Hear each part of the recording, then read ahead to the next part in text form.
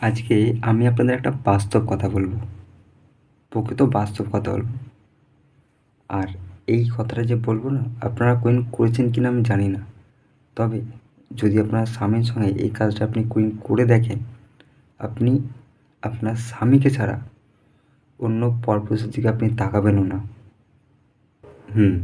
কোনো পরপুরুষের দিকে আপনি তাকাবেনও না, আর কোনো পরপুরুষের কথা আপনি কোনোদিন ভাববেনও না। হ্যাঁ, আমার নাম হচ্ছে বাপি নস্কর। আর আমি আপনাদের সবসময় বাস্তব কথাগুলো বলে যাব, যেগুলো প্রকৃত বাস্তব।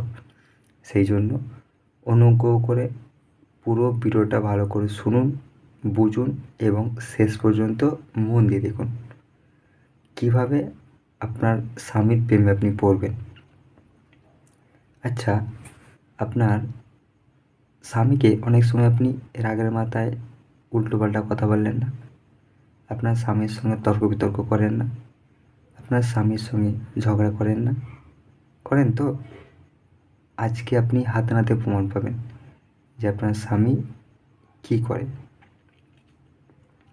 আজকে আপনার স্বামীকে আপনি নতুন করে দেখবেন। কীভাবে জানেন? চলুন দেখে নিই। আচ্ছা, আপনার স্বামী সকালে কাজে বেরিয়ে যাচ্ছে, তাই তো?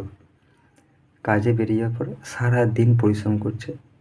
করার পরে যখন বাড়ি ফিরবে, তখন কোনো কিছু তাকে না বলে ফার্স্ট তাকে ফ্রেশ হতে দিন। ফ্রেশ হতে দেওয়ার পরে তার পছন্দের খাবারটা তৈরি করে তাকে আদর যত্ন করে আর মিষ্টি মিষ্টি কথা বলে তাকে খেতে দিন। তারপরে দেখুন তার চালচলনে কোনো লক্ষণ কিন্তু পাচ্ছেন কি না, তার চালচলন কথাবার্তাতে কোনো পরিবর্তন ঘটছে কি না। খাওয়া দাওয়া হয়ে যাওয়ার পরে যখন আপনার স্বামী ঘুমোতে যাবে, যখন পুরো গভীর ঘুমে আচ্ছন্ন হয়ে যাবে, তখন আপনি আস্তে আস্তে উঠে আপনার স্বামীর পাশে বসুন। বসেছেন? এইবারে আপনার স্বামীর মুখের দিকে তাকিয়ে 5 মিনিট থাকুন। 5 মিনিট এইভাবে তাকিয়ে থাকুন। দেখেছেন? এবার আপনি বলুন কী দেখতে পেলেন? কিছু দেখতে পেলেন? কিছু বুঝতে পারলেন? আচ্ছা, যদি না বুঝতে পেরে থাকেন, তাহলে আপনার স্বামী ঘুমাচ্ছে না? তার কপালের এখানে যে চুলগুলো পড়ে আছে সেগুলো এরকমভাবে তুলে ভালো করে মুখটা তার সামনে নিয়ে গিয়ে ভালো করে মুখটাকে দেখুন। এবার বলুন আপনি কী দেখলেন? কী বুঝলেন? কিছু বুঝতে পারলেন? আচ্ছা, একবার ভালো করে বলুন তো, এই মানুষটার উপরে আপনি যে অনেক রাগের মাথায় উল্টোপাল্টা কথা বলেন, অনেক সময় গালাগালি খেসাখেসি করেন, তাকে অযথা ঝগড়ার সৃষ্টি করার চেষ্টা করেন, এই মানুষটাকেই। এই মানুষটা সারাদিন এত পরিশ্রম করছে কাদের জন্য? আপনার জন্য, নিজের ছেলে মেয়ের জন্য, বাবা মায়ের জন্য, যাতে আপনারা ভালো মন্দ খেতে পারেন, যাতে আপনাদের পোশাক পরিচ্ছন্ন ভালো করে পরতে পারেন, যাতে আপনার শরীর খারাপ হলে আপনারা ডাক্তার দেখাতে পারেন, যাতে পুজো পার্বণ আসলে আপনাদের জামা কাপড় দিতে পারে। যদি কোনো কারোর শরীর খারাপ হয়, ফার্স্ট কিন্তু এই মানুষটা আপনাদের উপর ঝাঁপিয়ে পড়ে। আর আপনি কী করেন? এই স্বামীটার উপর আপনি বিভিন্ন রকম টর্চার করেন, তাকে উল্টোপাল্টা কথা বলেন, তার সঙ্গে ঝগড়া করেন।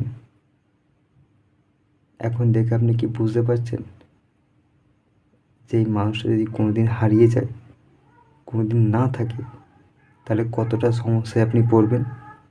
কতটা সমস্যায় আপনার ছেলে মেয়ে, বাবা মা, শ্বশুর শাশুড়ি সবাই পড়বে? একবার ভেবে দেখেছেন এই মানুষটাকে অযথা কত দুঃখ কষ্ট আপনি দেন? আর এই মানুষটা আপনাদের জন্যই এত সারাদিন পরিশ্রম করে, সারাদিন এত হেডেক নিয়ে নিজের কাজ করে। সুতরাং নিজের স্বামীকে কিছু বলার আগে, ঝগড়া করার আগে একবার এই কথাগুলো ভাববেন, মনে করবেন। তাহলে দেখবেন আপনার সংসারে কোনো দিন কোনো ঝগড়া অশান্তি কিচ্ছু হবে না। আচ্ছা, আপনার স্বামী যে আপনাকে বারণ করে, এইখানে যেও না, ওইখানে যেও না, এটা করো না, সেটা করো না, এর সঙ্গে কথা বলো না, তার সঙ্গে কথা বলো না, এগুলো কি সে ভুল করে? কেন করে? তার বলার কোনো প্রয়োজন আছে আপনাদের? এই জন্যই করে কারণ আপনাদেরকে সে প্রচুর ভালোবাসে। সে চায় না কোনোভাবেই আপনারা কোনো বিপদে পড়ুন।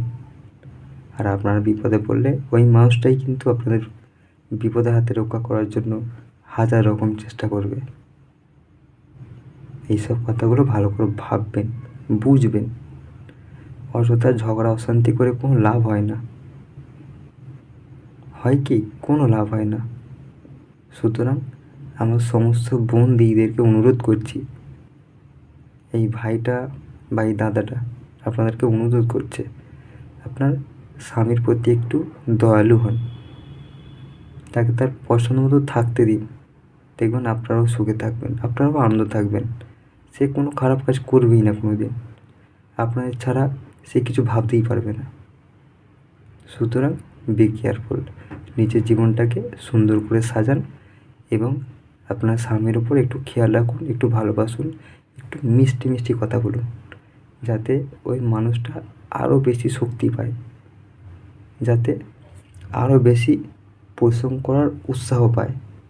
এই সবগুলো করুন। আপনারা অযথা কেন এই সবগুলো করেন আমার তো কোনো ধারণার বাইরে। ছেলেরা এরকমই হয়, ছেলেরা কিন্তু আপনাদেরকে ভালোভাবে বুঝে কিন্তু খুব কম বলে। খারাপ কাজ কিছু করলে কিন্তু বেশিরভাগটা কিন্তু ছেলেরা রেগেই যায়, কারণ ছেলেরা এত কথা বলতে, এত বোঝাতে ভালোবাসে না। বাড়িতে যাব, একটু শান্তিতে থাকবো, একটু খুশি হাসি খুশিতে থাকবো, সবাইকে আনন্দে রাখবো, এইগুলো পছন্দ করে।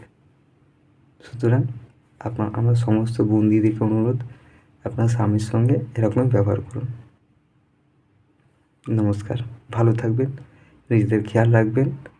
আর আমার বন্ধুবান্ধবদের বলছি, আমার সমস্ত রিলেটিভদের বলছি, আমার নিজের ফ্যামিলিকে বলছি। এটা হচ্ছে কে? বাপি নস্কর। এখন বাপি নস্কর মুখ দিয়ে এইসব কথাগুলো শুনতে পাচ্ছেন। তোমরাও নিজেরা খেয়াল রেখো, নিজেরা ভালো থেকো। দেখা হবে আবার নিত্য নতুন কোনো ভিডিও নিয়ে। আর হ্যাঁ, আমার সমস্ত দর্শক বন্ধুরা যেন খুব ভালো থাকে, খুব আনন্দ থাকে, খুব খুশিতে থাকে। চলুন, দেখা হবে আবার কোনো নিত্য নতুন ভিডিও নিয়ে।